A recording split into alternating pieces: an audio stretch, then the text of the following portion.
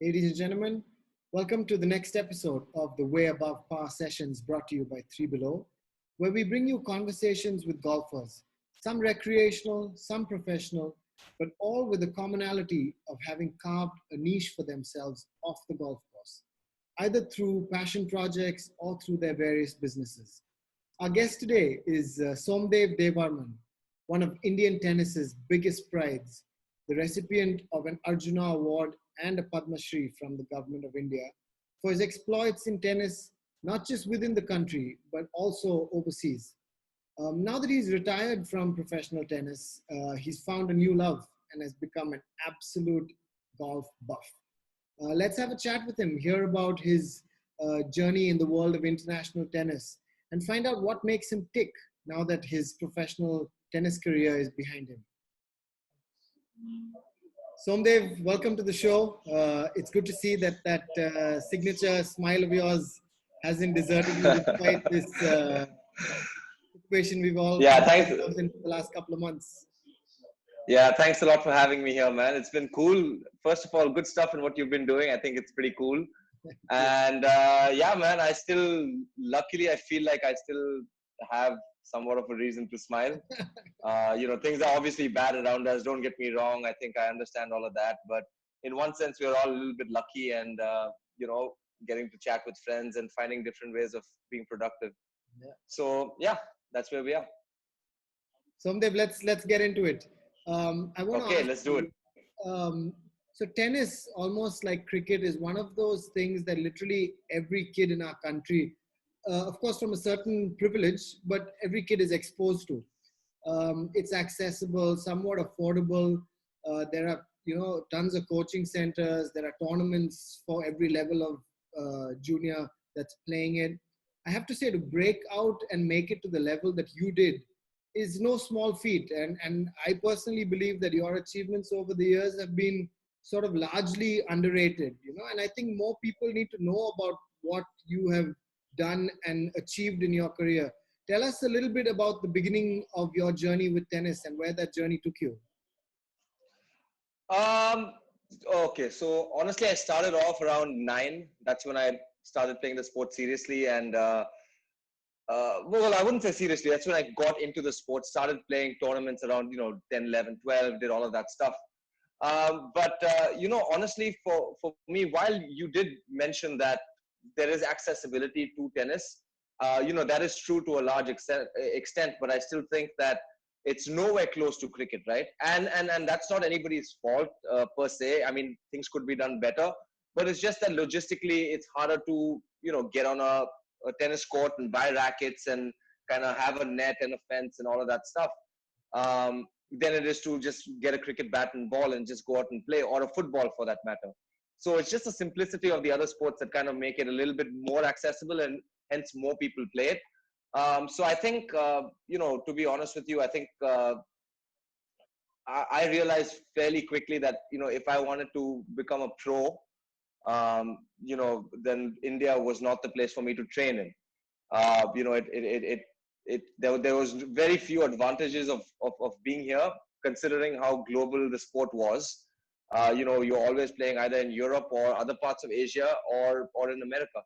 And so, I kind of decided that, and I also knew I wasn't quite good enough when I was around 18, 19 to be on the pro circuit, because, I think there's a couple things here, Number one is, what do you mean when you say you've turned pro? Are you making money from this profession?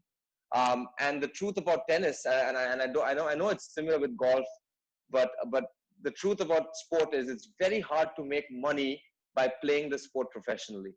So once I realized that was going to be really expensive and I was going to lose money, a lot of money early on, I went for the college option, and like so many golfers have done, they've played college golf. I've played college tennis.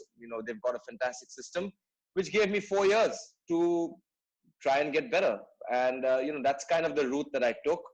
And I think, at least for me, it worked out pretty well. So you went to the US on a full ride, using your tennis as your leveraging tool to get into, it was Virginia, right? It was Virginia. So I was never on a full ride. So that's another misconception because college sports has its own complexities, and a men's tennis team is only allowed to have 4.5 scholarships, and the coach has to split them between 10, say 8 or 10 players. So very few players are actually on a full ride, especially on the really good teams, because there's so many good players. So I was anywhere between, one of the years I was on a full ride, but the other years I was on 70, 80, 90%, something like that. And while you were in the US, I think it was in 2007, you beat John Isner in the final, um, which was the first of your two NCAA singles final wins. And considering that Isner went on to become ATP top 10 ranked player, and that gave you some bragging rights, would you hold that win as your most memorable, or are there some sort of dearer ones to you? Dude, that tournament particularly was very special. In fact, I was just in conversation with Kevin Anderson, who's of course number 5 in the world, finalist at Wimbledon, and finalist of the US Open. And so that tournament was very special to me. By far my best college event, because in the semis I beat Kevin Anderson, and in the finals I beat Isner. And the other guy who was the 4th seed was Jesse Levine. No, Kevin might have been the 4th seed. Jesse Levine was the 3 seed. And all 4 of us went on to make the top 100. And obviously Kevin and John did even better things, top 5, top 10. So, I think just the fact that I was around in that era where, a lot of good college players were, cracking it on the pro tour. I think just the fact that I was around there and played around those guys made me a lot better. Somdev, you've had a fair amount of experience and success in both the singles and the doubles format of the game. The doubles essentially sort of qualifies as a team sport. My question is, do you think in tennis, it takes a slightly different psyche for a singles player to perform at his very best, even in doubles? I'm asking this because, with golf, the Americans have always been a dominant force in the regular format of the game. But when it came to events like the Ryder Cup or the President's Cup, these rock solid individuals, they've over the years been largely unable to come together and perform as a collective unit to the level of which they are befitting in their individual capacities. Is it the same with tennis? I wouldn't. Honestly, I don't think it's that much of a difference. Okay. The truth of the matter, the way I see it, is the best players in the world, at least right now, they don't play doubles. Mm-hmm.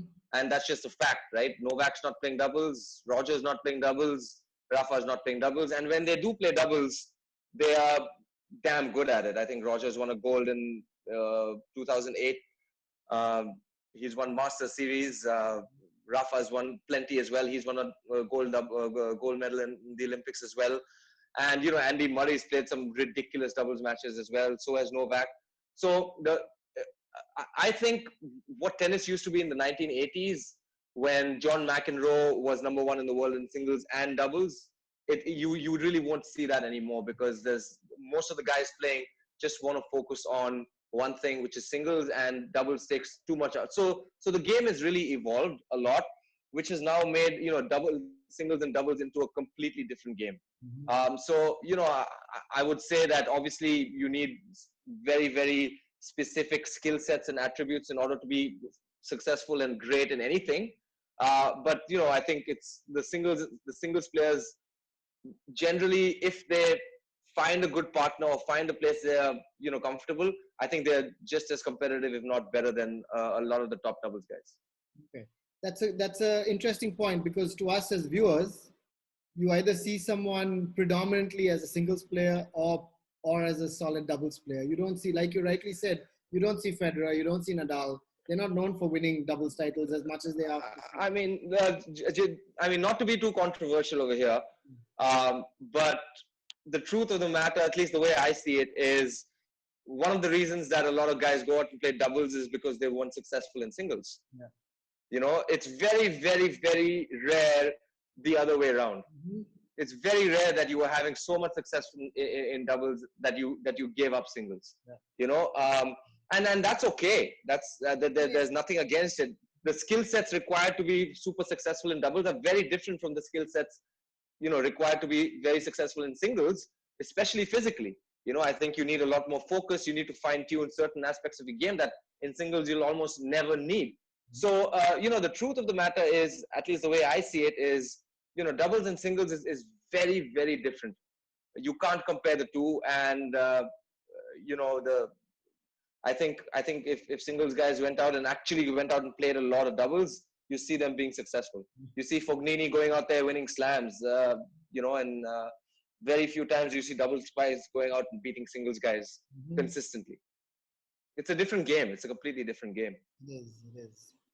Somdev, you touched upon it briefly, but I want to ask you for our young listeners, why you made the decision to pursue your education along with your tennis career, despite seeing so much early success on the court and knowing that you were eventually going to probably turn professional. You know, I find too many parents in today's day and age believing that their child is going to be the next, say, Leander Paes or Roger Federer, you know, Jeev Yeah. Milkas or Tiger Woods. And that makes them take the decision to put their entire emphasis on the kids' sport, ignoring their academic education almost entirely, you know? Yeah, I mean, honestly, I try and look at it a little bit more, you know, objectively, pragmatically. Um, First of all, Tiger Woods went to college. Yeah. You know, he played. He went to college. He played the amateurs for many years, and before he went out to, you know, do what he did, of course. But I mean, I would look at it from a very honest standpoint and say, you know, are you at a position where you can actually make money, where you're not a burden on your family? It's really simple things like that, you know. And the truth is, you have to answer really tough questions as well when you're young. You have to look at the odds, and uh, very few people are good enough to go pro right away. And generally, when they are good enough to go pro right away, you will have a very clear sign. So in my example, like while you said I had, you know, a good amount of junior success, I think success is relative. So for me to go out and be, you know, the number one junior in India and win a nationals here, what did it really mean in terms of being a successful pro? Because how does that translate? Because all of a sudden, I'm like, my goal in life wasn't to win, you know, 10 Indian nationals. I wanted to play on the ATP tour. So you have to compare what you have versus what you think you want to do. And the, you know, more often than not, the two are not really too connected, but they can be if you set up a nice path for you to get there. You know, so I honestly looked at college as an opportunity because I said, you know, number one is, listen, in case this doesn't work out, I have options. And you know, meanwhile, I thought the coaching system in, listen, when I was 18, 19, that's when I would have lost a lot of my sponsors because I was going from juniors to the men's category, which means, you know, I didn't, my entire 4 years in college, I didn't think about clothes. I didn't think about shoes or rackets or equipment or, you know, grips or travel costs or hotel rooms. You know, these are things that you would have to take advantage, like you would have to put that burden on yourself as an 18-year-old, paying your taxes, paying your wages, salaries, you know, which coach do I get? Is the coach worth that kind of money? And also in a professional coaching relationship is very different. In college, you have to listen to one guy for 4 years, you know? So I think generally most 18-year-olds need a little bit of that. And very few do have it in them. And if they do, generally you'll be able to see a sign. But if you're not sure, you know, I've seen, I mean, I hate to say this, but I've seen hundreds and hundreds of tennis kids just throw their option of going into, you know, something better in tennis. Had I continued playing in India, I would have probably burnt out. And luckily, I gave myself 4 more years. I gave myself a new perspective, what it was like to play tennis in America. Also to get out of that comfort zone of, you know, playing here and being really good over here. I think it means very little. Because you're talking about something very global. You're talking about being successful in golf, which is about as difficult it is as a sport to make it as, you know, as is tennis. So you're talking about a completely global scene versus getting out of your little bubble. Like it wouldn't have been enough for you to be that big fish in this small pond of India.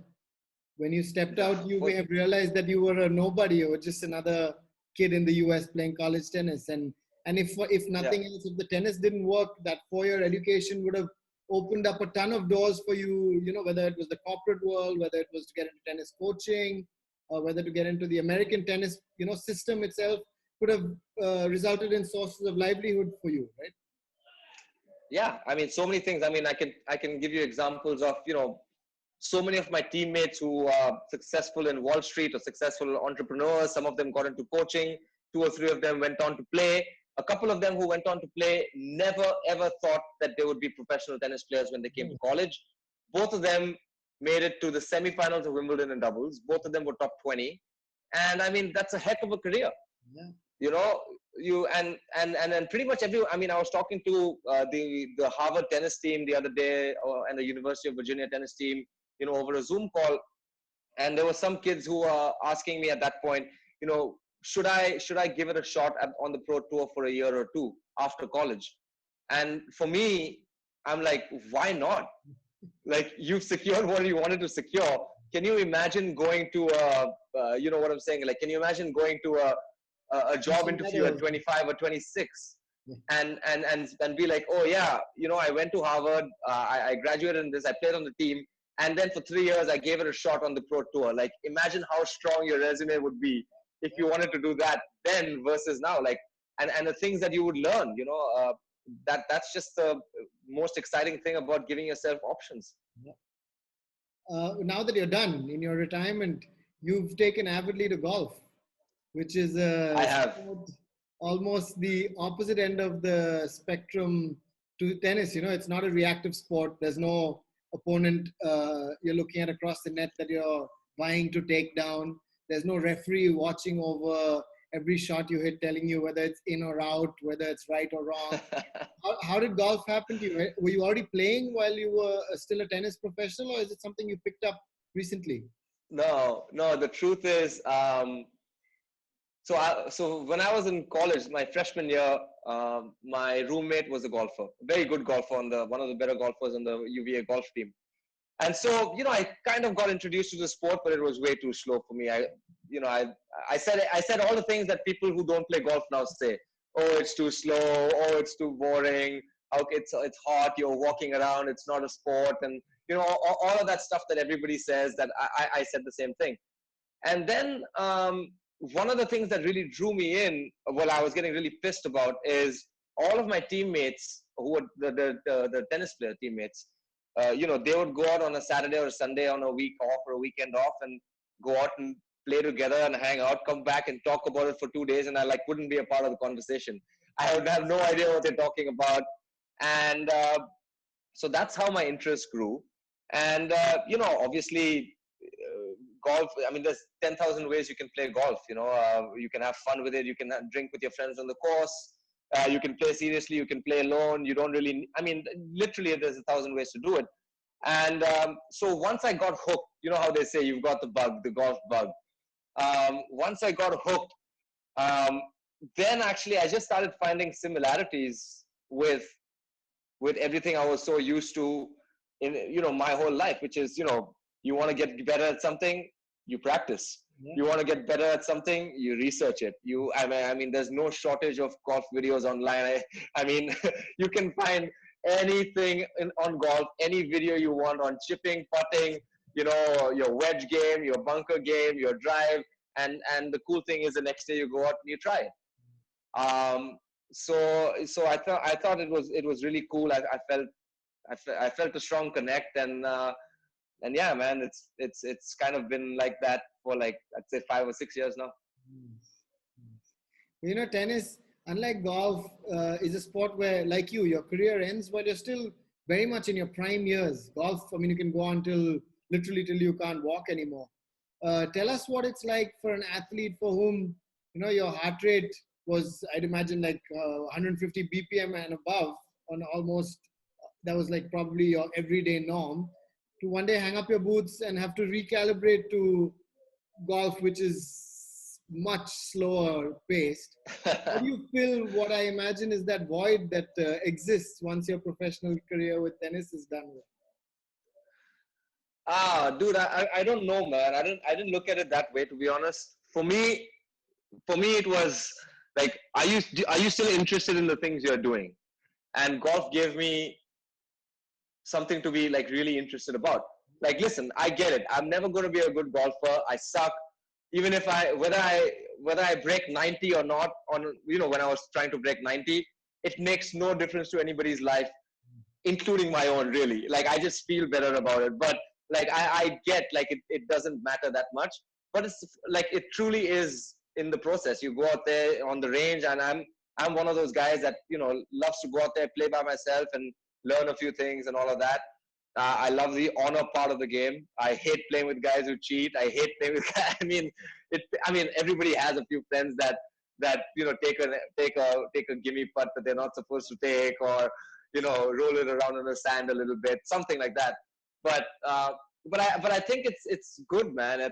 So for me, it was, and it gave me a chance. The thing I miss most about playing tennis is being competitive. Mhm. And having that competition every day. So if I'm out there on the course, I'm having a great time. I'm talking shit with my friends, and I'm competing, and like it just made it such an easy transition after tennis. It's interesting that first and last point you touched on. I had a chat with Murli Karthik a couple of weeks ago, and he said precisely the same thing. He said, I look at it as such a fortune that when I hung up my cricketing boots, I'm so fortunate that I had something to carry that same passion towards and then pursue something. I'm never going to play probably for India as a golfer, but that same chase, that same like driving need in you to get better, your best version of yourself. Not everyone has that luxury, and like you just said, it's a privilege that you're enjoying. Yeah, and listen, man, if you and I play, the first couple of times if I lose to you, I might be okay with it, right? We're figuring out each other's games.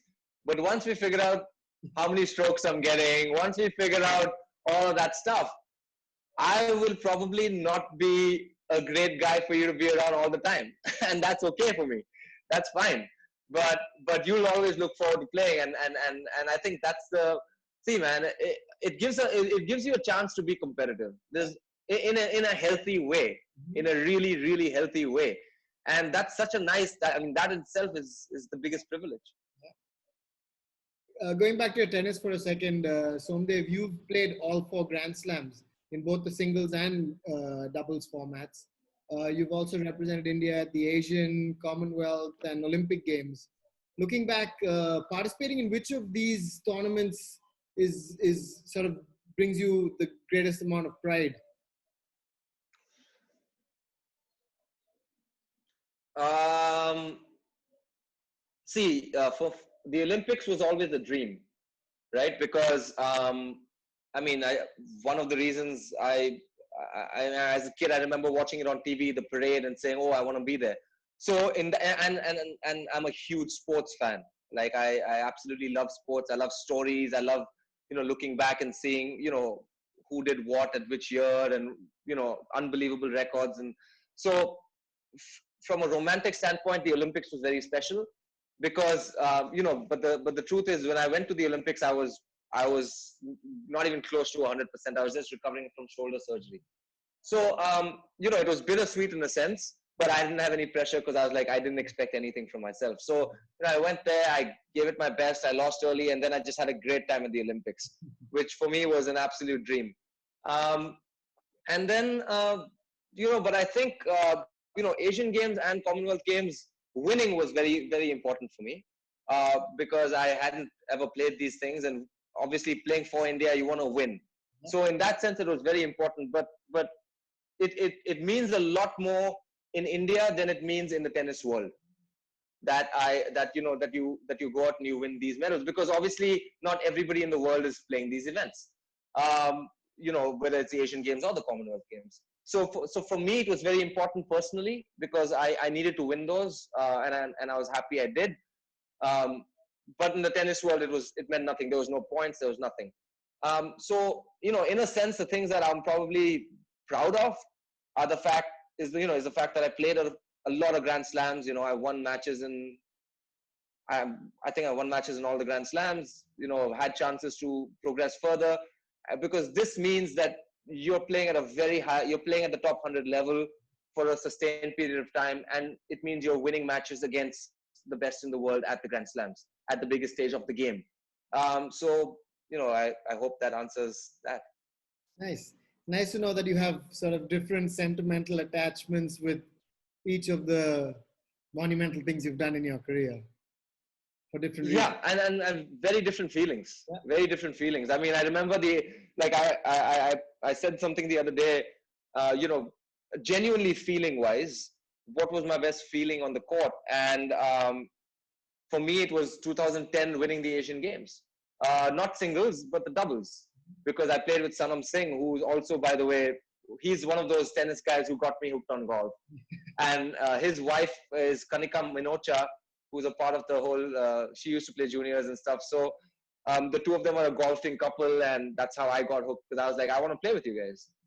But anyway, so Sanam and I, yeah, we went on that, and we were best friends, and, we went through crap the whole week. Like, anybody who wins events has to go through some sort of adversity.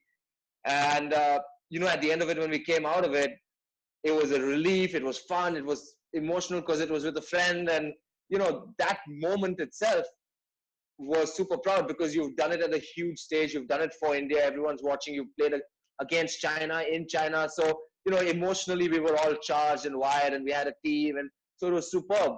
To win that, it was definitely the most special moment in my life on a tennis court, But did it mean anything to the professional tennis world? Absolutely not. And that's just a fact. And to be able to share that joy with a dear friend, experiences and memories, sometimes if you've done them on your own, they're not as much, I don't know how to say it, as much of a memory as if you can share that experience with even just one other individual. And that you got to do that with Sanam is awesome. Yeah, and that's exactly how we play golf, man. 2-on-2. You get out there on the 18th hole and you make that putt, and then the two of you get to enjoy talking shit to your other two friends and taking money from them. Tell us about your love affair with music. Literally, every time I open my social media now and you pop up on my newsfeed, it's you jamming one out on the guitar. Yeah. Something I do too. I'm very enthusiastic but very amateur at it, and I actually find it quite therapeutic. Were you always sort of an entertainer on tour, or is your guitaring like your golf, something you picked up later? Yeah, I mean, I loved guitar as a kid. I played a little bit. I learned a little as a kid, but just a little bit. And I bought my first guitar after my freshman year in college. I worked a summer job teaching tennis. And after I got my first paycheck, I bought like $100 guitar. I was very happy. And, great. I mean, to be honest with you, it was a fun way I was shy. It was a fun way for me to meet women and talk to them and do something fun. My roommates say it wasn't fun at all, because they had to actually hear me go through that whole horrible thing of practicing and hitting the wrong note every single time. But on the tour. So when I was in college, is when I first started performing, with friends and bands, and there was open mic nights.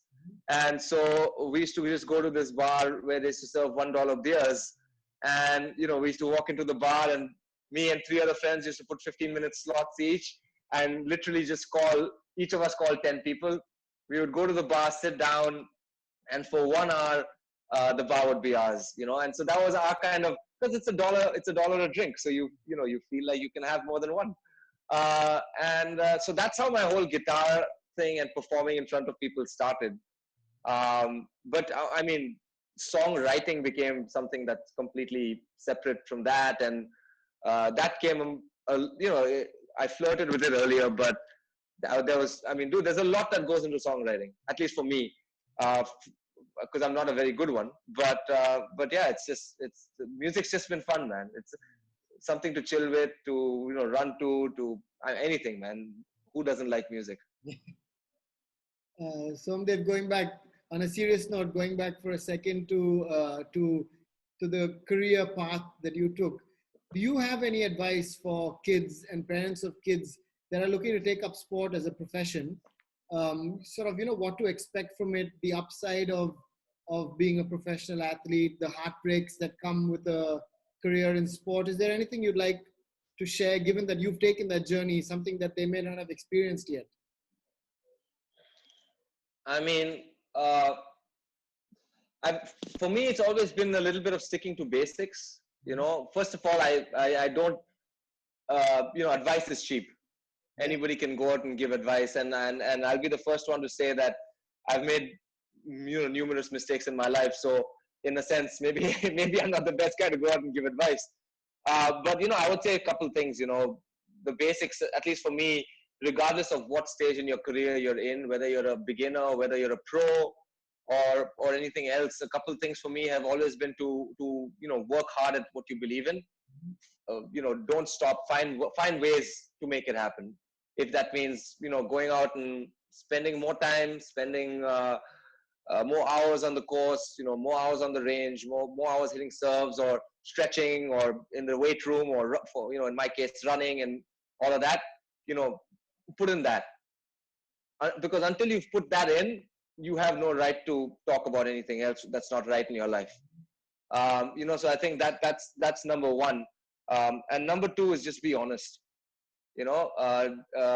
Understanding a dream is very important, but being honest about where you are is, I think, just as important, if not more important. Because a lot of times the problems happen because somebody feels that a coach is not being honest with them, or parents go to a coach where they want to hear something that they want to hear. They don't want to hear that, listen, maybe you're doing it the wrong way. So I think having striving to have open and honest conversations about this openly, whether it's with other coaches or with other parents, I think at the end of the day, that is really required in order for you to get better. To have that dialogue, to make sure you're doing all of the right things, and you're sharing information, and not worrying about the little things about who wins today and tomorrow. It's big picture in mind. The better positions I put myself in, the more chances of success I'm going to have. That's, great insight to not till you focus completely on your sort of foundation and basics, not to even think of anything else.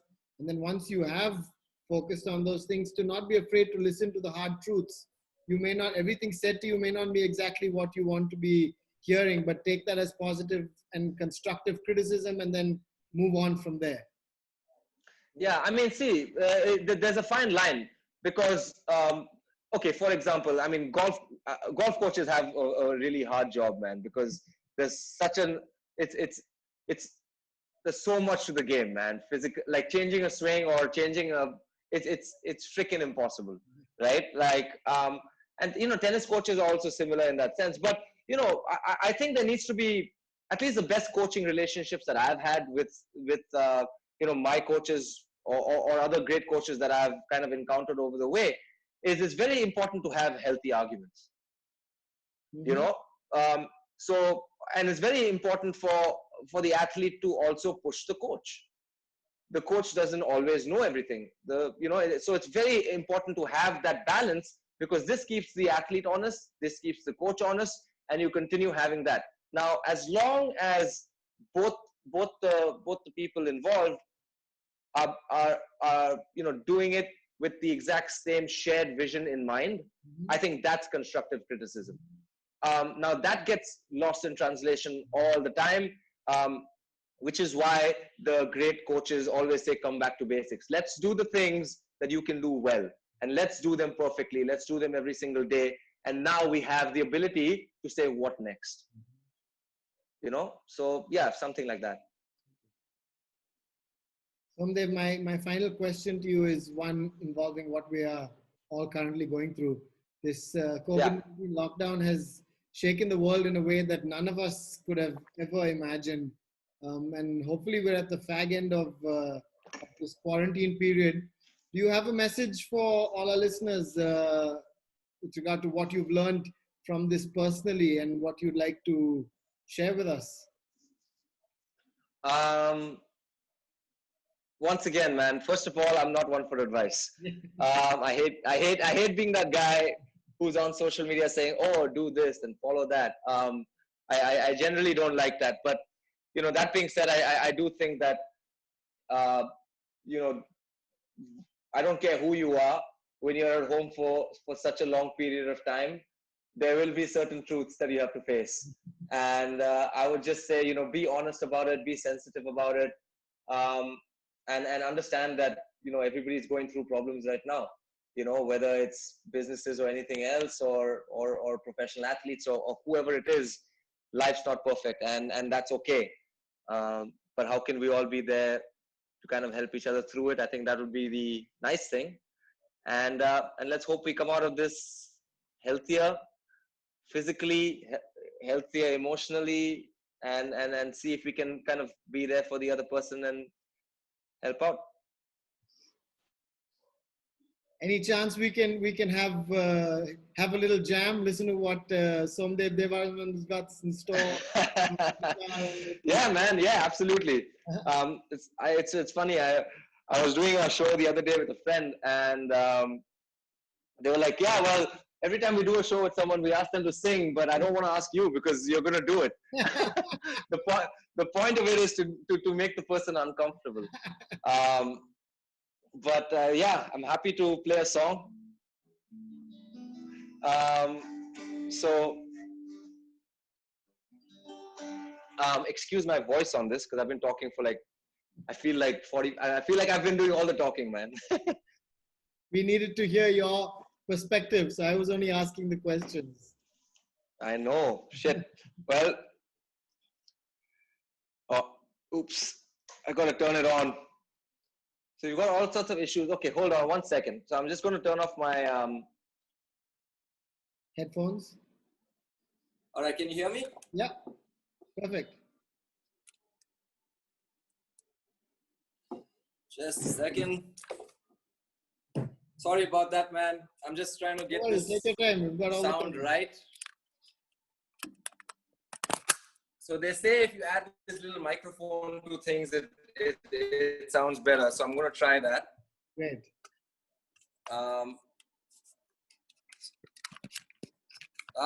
Sorry, JJ. Give me a second, man. No, take your time.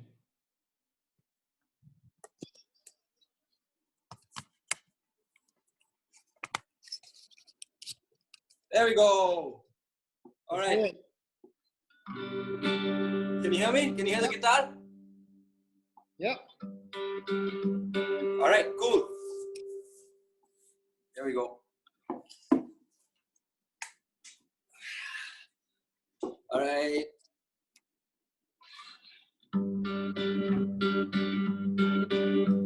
Come gather around, people, wherever you roam, and admit that the waters around you have grown, and accept that it's soon you'll be drenched to the bone. If your time to you is worth saving, then you better start swimming or you'll sink like a stone, for the times they are changing. Come writers and critics who prophesize with your pen, and keep your eyes wide, the chance won't come again. And don't speak too soon, for the wheel's still in spin. And there's no telling who that it's naming, for the loser now will be later to win, for the times they are changing. Come senators, congressmen, please heed the call. Don't stand in the doorway, don't block up the hall, for he that gets hurt will be he who has stalled. There's a battle outside raging, it'll soon shake your windows and rattle your walls, for the times they are changing. Come mothers and fathers throughout the land. And don't criticize what you can't understand. Your sons and your daughters are beyond your command. Your old road is rapidly aging. Please get out of the new one if you can't lend your hand, for the times they are changing. The line it is drawn, the curse it is cast. The slow one now will later be fast, as the present now will later be past. The order is rapidly fading, and the first one now will later be last, for the times they are changing. Beautiful. Beautiful. You There know, it is, man. it's crazy with Dylan. With Dylan, it's almost like you can relate all of his songs to anything going on in the world at different periods in our lives, right? Sorry, JJ, can you repeat that? I just put my headphones on again. Now, saying with Dylan's music, it's like Yeah. you can relate his lyrics to different aspects of life in different eras of sort of humanity. It's like almost like he was they call him the prophet, like he was writing for days beyond his years even. He was, and that's the thing about timeless music, man. That's the thing about doing something timeless. Yeah. When you have the power of doing that, then I mean, great athletes did it, great musicians did it, great artists did it, and I think, yeah, man, world's full of really good things if you're looking around. Thanks, Somdev. That was beautiful. Ladies and gentlemen. JJ, thanks for having me on the show, man. Yeah, hey, my pleasure, my pleasure. Ladies and gentlemen, that was Somdev Devvarman, former tennis professional, Olympian, Arjuna and Padma Shri awardee.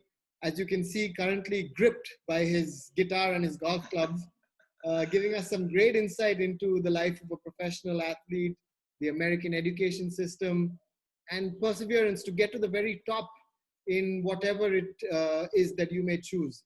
And for someone who has been way above par off the golf course, it would be no surprise to me if in the years to come we see him way below par on the course too. Thanks, Somdev. Thanks a lot, man. Here's to wishful thinking.